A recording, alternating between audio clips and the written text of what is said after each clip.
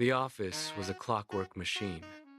Keyboards clattered in a relentless, rhythmic pulse. Phones rang in sharp, overlapping bursts. People moved through the hallways with heads down, eyes fixed on screens, locked into the momentum of the workday. No one looked up. No one stopped. Outside the main entrance, the world moved at a different speed. A caramel-colored dog lay pressed against the concrete, tucked into the narrow shade of a pillar. He was a fixture of the pavement, as familiar and ignored as the glass doors themselves. Pedestrians stepped around him without breaking their stride. Some dropped scraps of food, but their hands never lingered, and their eyes never met his. He watched the revolving doors spin, counting the arrivals and the departures. He saw the rush, the stress, and the absolute focus of the humans. He was a witness to everything. Yet to the people passing by, he was nothing more than a shadow on the ground. The rhythm of the afternoon held steady until the air changed. It was not a sound, but a scent, sharp, acrid, and biting. It cut through the familiar smell of exhaust and city dust.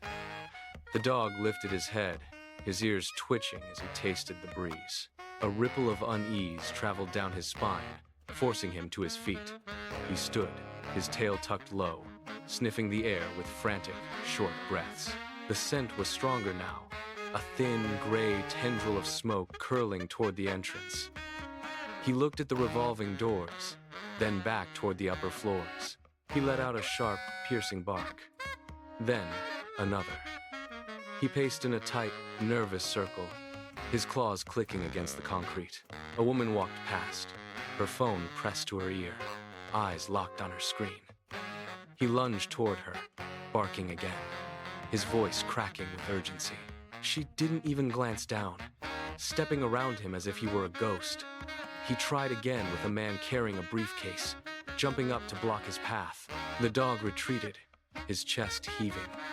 He looked up at the glass windows, his hackles raised, sensing the invisible threat growing behind the walls. High above the street, the top floor was a sanctuary of absolute silence. The employee sat at his desk, his eyes locked onto the glowing screen. He was deep in a flow state, his fingers dancing across the keys with a rhythmic, mechanical precision. He did not hear the distant sirens. He did not feel the change in the air pressure. He was entirely consumed by the data scrolling before him. A few rooms away, a frayed wire behind a wall panel sparked. It was a small, sharp pop, followed by a thin, curling wisp of gray. A stray ember landed on a stack of paper, catching the edge of a dry folder. The flame was tiny, a flickering orange tongue that began to lick at the edges of the desk. It made no sound.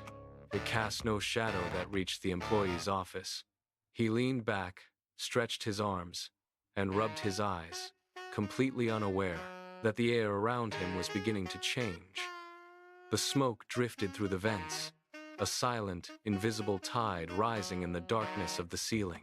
The employee turned back to his keyboard, his focus unbroken, while the danger deepened in the room just a few feet away. The office was quiet, and the fire was already beginning to breathe. Outside, the dog stopped pacing. He looked at the main entrance, then up at the towering glass facade. The air was thick with the scent of burning plastic and dry paper. He let out a low, guttural whine, his tail tucked tight against his belly. Every instinct in his body screamed for him to run, to put distance between himself and the structure. He took a step back, his paws sliding on the pavement. Then, he stopped. He looked at the revolving doors, where a few people were still walking out, oblivious to the danger above. He didn't bark this time. He didn't wait for a human to notice. With a sudden, sharp intake of breath, he lunged forward. He pushed through the heavy glass door, his claws scrambling for purchase on the polished lobby floor. He ignored the confused shouts of the security guard. He didn't stop for the elevator. He found the stairwell door, shoved his nose against the gap, and forced it open. The air inside was already gray, a swirling haze that stung his eyes. He began to climb, his nails clicking rhythmically against the metal steps. The first sign was a sharp, metallic taste on the back of his tongue. The employee coughed, a dry, hacking sound that echoed in the small office. He looked up, and the familiar ceiling was gone, replaced by a swirling gray curtain. He stood, but his knees buckled as the air turned thick and hot. He reached for the door handle, but his fingers slipped against the slick, heated surface. Panic set in. He spun in a circle, his vision blurring, the room shrinking with every breath he took. He fell to his hands and knees, his lungs burning with the effort to pull in oxygen. The world had become a suffocating, dark void. He pressed his face to the floor, searching for a pocket of cool air that no longer existed. He closed his eyes, the roar of the fire growing louder, a hungry beast devouring the walls around him. Then, through the haze, a sound pierced the chaos, a sharp, rhythmic bark. He lifted his head, squinting through the stinging smoke. A shape emerged from the gray, moving with purpose. It was not a firefighter, but a small, determined figure. The dog pushed through the thickest part of the smoke, his eyes bright and focused. He stopped inches from the man. The dog did not bark again. He moved close, his nose pressing firmly against the man's hand. He gripped the fabric of the man's trousers and pulled, a sharp, insistent tug that demanded movement. The man coughed, his body shaking, but he reached out and grabbed the dog's neck. He pulled himself upright, his legs trembling like dry reeds. Every breath was a jagged, burning struggle. The dog turned, keeping his head low to the floor where the air was thinner. He took one step, waited, then tugged again. The man followed, his hand locked onto the dog, his eyes streaming with tears from the stinging heat.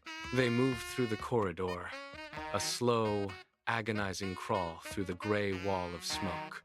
A beam groaned above them, wood splintering with the sound of a gunshot.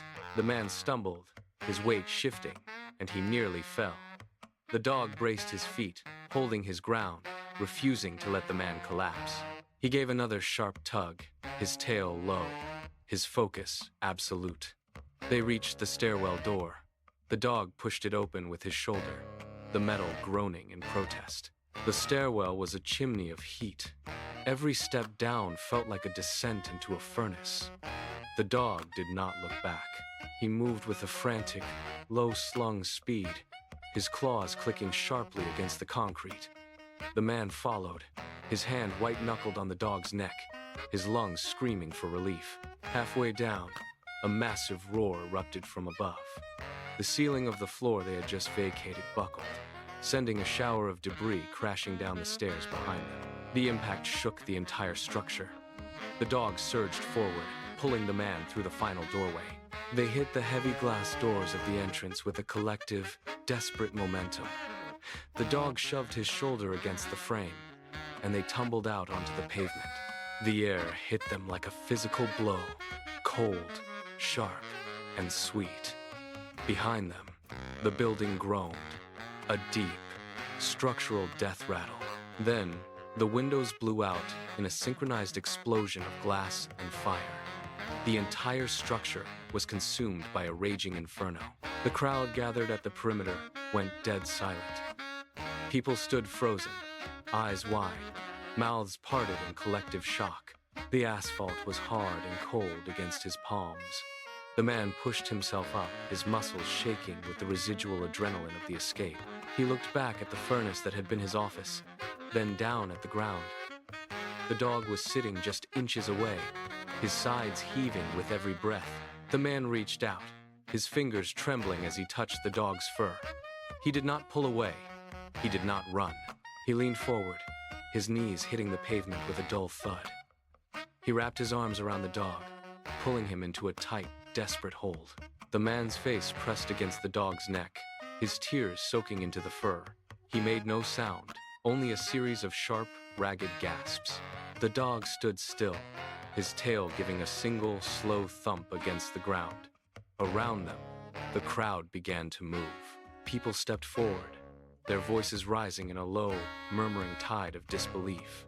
They saw the man, broken, weeping, clinging to the animal. In that singular, quiet embrace, the dog was no longer a shadow on the sidewalk. He was the anchor that had held the man to life. The man stood up, his grip on the dog remaining firm. He did not let go as the emergency crews swarmed the area. He walked away from the heat, away from the sirens, and toward the quiet of his own car. The dog followed, his pace steady, his eyes fixed on the man. They drove in silence, the city lights blurring past the windows. When they arrived at the house, the man opened the door. The dog hesitated on the threshold, his paws testing the solid, clean wood of the floor. He stepped inside, the air smelling of safety rather than smoke. The man knelt again, this time in the center of his living room. He placed a bowl of fresh water on the rug. The dog drank, his movements slow and deliberate. The man watched, then reached out to touch the top of the dog's head. He spoke a single word, a name that had been forming in his mind. The dog looked up, ears pricked, responding to the sound as if he had been waiting for it his entire life. The man pulled a soft blanket from the sofa and laid it in the corner. The dog circled it 3 times, settled down, and let out a long, contented sigh. The stray was gone. In his place was a companion, a guardian, and a member of the family. He closed his eyes, his breathing rhythmic and deep, finally home.